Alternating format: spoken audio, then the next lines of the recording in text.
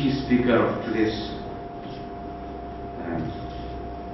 inaugural function of the seminar, Professor Dr. Deepak Kumar from JNU, my colleagues Professor Ramdas, Professor Sambandhan, Professor Raghutman, Professor Chandrika, and very distinguished delegates to this, including our neighboring university, Professor Kalam, scholars, students, ladies and gentlemen, of course the media. It's a great pleasure and honor for me to be here this morning, associated with this seminar. The only ordeal I go through is that each day we have almost sometimes 2 seminars a day, and topics are so diverse and so much are scholarly and demanding that I almost just sort of developed some kind of an art of on the spot thinking and then speak a few words. I think this is a very extensive, long training which I got almost, you could call it as a really recent history, past 10 years. Right from the time I joined out, leaving my science and administration, I joined the Kashmir University as the Vice Chancellor, 2001, now it's 2011, I think I'm completing 10 years association with universities and higher education. And in fact, this has given a new insight into the understanding of higher education. Otherwise, I feel as a hardcore scientist, I always realized that I was too narrow in my approach and too small in my thinking, because I confined myself to the 4 walls of designing high pressure reactors or high pressure temperature experiments. It's only then I realized that how vast is the field of learning, and more so through the history. I often realize that most often the scientists, particularly in India, have always gone a bit biased in understanding the process of learning in a university. They always think that the process of learning, if he is a scientist, is only learning science. And learning science without an insight into the social sciences and humanities is complete, which I feel that it's absolutely wrong. Absolutely wrong, because your total personality remains so narrow that you tend to err in every day and every judgment, without your exposure to the other faculties of human life, which are very important, namely the social sciences and humanities. It is in fact with that in mind, the target set here in the university was to strengthen the humanities and social sciences, give them respect and respectable place, respectable buildings, respectable equipment, and a decent number of faculty. And that's what they were referring to, the increase in the strength of students, faculty, enormous space, equipment, library, access to library, unlimited funds for anything, holding conferences or attending conferences. Now, that's one of the reasons that this university actually not only just emerged as the fastest expanding university of India today, it's declared as India's fastest expanding central university in the 11th plan. But it has also emerged as the university holding the highest number of national and international level seminars, because on an average we are holding about 75 to 78 national and international level seminars per year, which works out to almost 1.5 seminars a week. That's the reason why the halls are booked, auditoriums are booked, guest house is booked, and you have to go out. But this situation also is. So I'm very happy that the Department of History has taken this lead on a very, very important topic of discussion, namely scientific knowledge, cultural technologies, and colonial exploration of Peninsular India. As a matter of fact, this is a very important. I had some kind of a thinking on this particular issue of incorporation of this kind of a study into the curriculum at some point of time. Reason is that, you know, the University of Mysore, where I come from, they have established the Institute of a Center for History of Science has been established. And I found that, though that is not actually fully doing what it should be doing, it's in fact a very, now I understand that the focus essentially you are concentrating on the colonial, I don't know, exploration, you call it as, or maybe exploitation, I don't know. Whatever is the focus, but I think this is essentially seem to be focusing on the contemporary and the recent parts of the country, on the pros and cons and contributions and technological advances and the cultural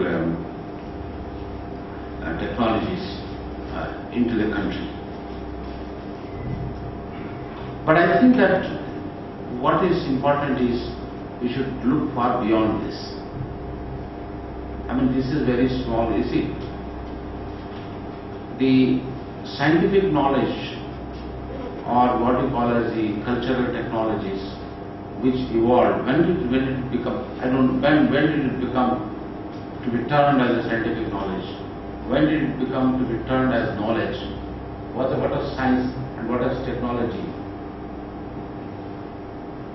If you start studying that, it dates back to, I think, 5500 BC before Christ, and almost the Sumerian, when the Sumerians were the first who thought of expressing the communicating properly. I think I should be very careful with anthropologists are sitting here, but I do venture into some, it doesn't matter.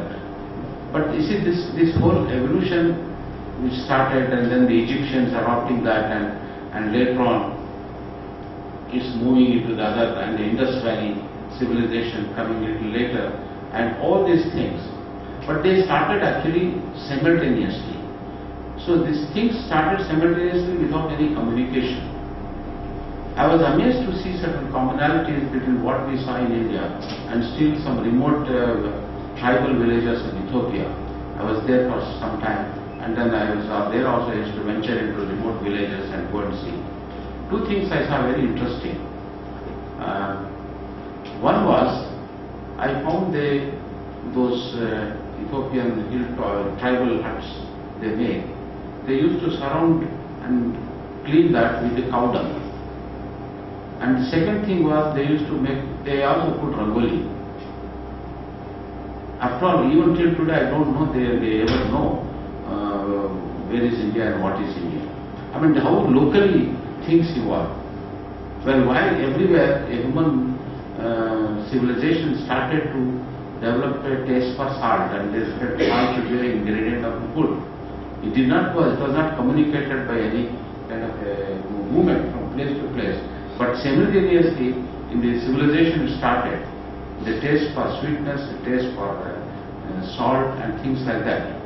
But it's only later, when the needs became to be realized as dependent, then the movement started, and then they started exploring the other lands and places, and then they started the cultural interactions, and which slowly developed. And since I am not an expert on that, but what I feel is that it has actually got a very rich history. And any study of sciences, any student of science, if he does not understand the history of science, I think the study of science itself remains incomplete. So I was always thinking that how do we incorporate this kind of a thing, and how do we take a lead in bringing this as a part of the curriculum. See, right from that time, Sumerian, if you just track down 5500 BC down to the recent revolution of technology, which has made everything so simple in life. If you track back, it's a huge history, and most of us do not know our own history. The history of the Indian medicine, metallurgy in India, numericals, logic, mathematics, these are all the things, the pottery, agriculture implements, all these things which evolved in the ancient India, which is much before the BC times, we are not aware of it. So with the result, now I am saying is this is a very serious cultural impact on the new generation. We ourselves are 90% ignorant, including myself. Our teachers are ignorant. Our students are ignorant on this. And the future generation, imagine your children, they will be completely ignorant.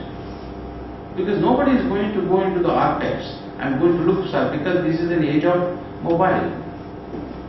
So what is available and what is of interest alone gets into their mind. Not many few may have their search, quest. Quest doesn't come every time. So you need to incorporate this into somewhere in some kind of a process of learning. So as I said, I start consolidating my thoughts sitting on the only when I sit here. And I was just thinking that why don't we think of starting is at least a soft core program, because with some credits, which can be taken by any science student as a part of his MSc program, which will be history of science. Let us start one program teaching with experts coming on that. History of science will be one program. And also, we have got, you see, we have our university, I don't know for those who are from outside for their information. This university has got some very out-of-the-box schemes.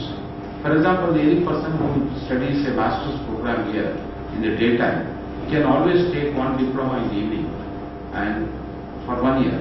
And in 2 years he takes 2 diplomas. That means he goes out with 1 degree and 2 diplomas, which adds value to his existing main course. So we have about 22 diplomas and 8 foreign languages running. I think this should be one more course, that history of science, a diploma in history of science, a 1-year diploma. You design it, you give it in the evening. Those who are interested, they can take that program. I'm sure many will take it. So it depends upon who teaches and how it is taught. You can get people for teaching, not only necessarily from only here, you can get from anywhere. So they can come here, they can maybe 1 month, one person will complete, another month, another program will be completed, and experts can come. That we can think of starting.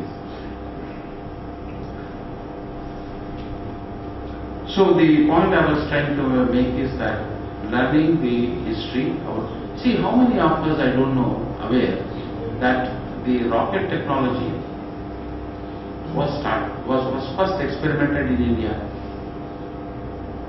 I don't know how many of the students know it. If you go to the Encyclopedia Britannica or any other things, even Wikipedia, when was the rocket? The first rocket was used in Mysore, in the wars against British, by Hyder Ali. He was the one who made the first rocket, and the missile experimented in packing the explosive in a cylindrical material. It was just, earlier it used to be a cannon's foil. Then they found that explosive packed in a metallic cylindrical material has a greater impact and a longer range. And it has a range of almost 1 kilometer. And it was experimented, so most of us do not know. I learned about it only when Abdul Kalam, in his convocation address in Mysore University about 15 years ago, mentioned in his address that he saw a model of hydrogen rocket in NASA. relic of that is kept in NASA.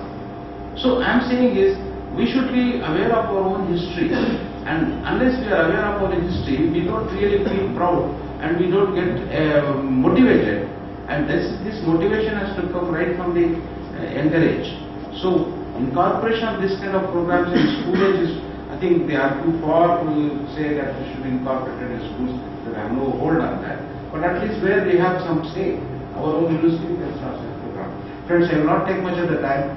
Thank you very much for calling me, and it's my pleasure to be always associated with seminars, and I congratulate the department.